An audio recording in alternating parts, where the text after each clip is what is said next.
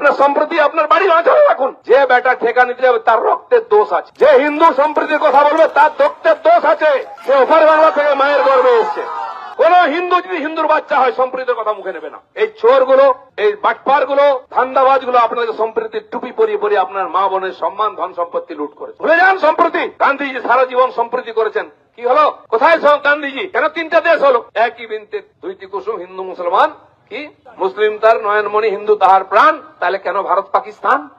হ্যাঁ আহম্মক, কেন ভারত পাকিস্তান? আবার কেন মালদা মুর্শিদাবাদে হামাসের পতাকা উঠছে? কেন উঠছে? কেন হামাসের পতাকা উড়ে এখানে? কেন উত্তর দেবে না কেউ? কি করে হিম্মত হয়?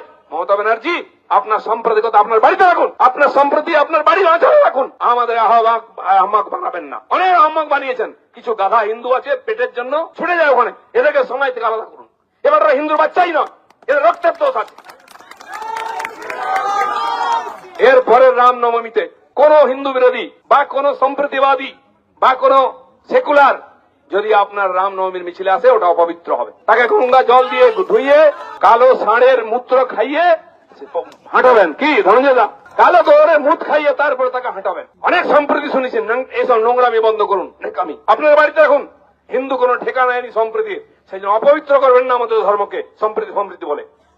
আমি আগেও বলেছি, মুসলমানকে মুসলমান থাকতে দিন, হিন্দুকে হিন্দু থাকতে দিন, ভারতকে ভারত থাকতে দিন। নেকামি নোংরামি করে আমাদেরকে আর বিভ্রান্ত করবেন না। তাই মুর্শিদাবাদ যা ঘটছে, মমতা ব্যানার্জি যদি তার ব্যবস্থা নেন,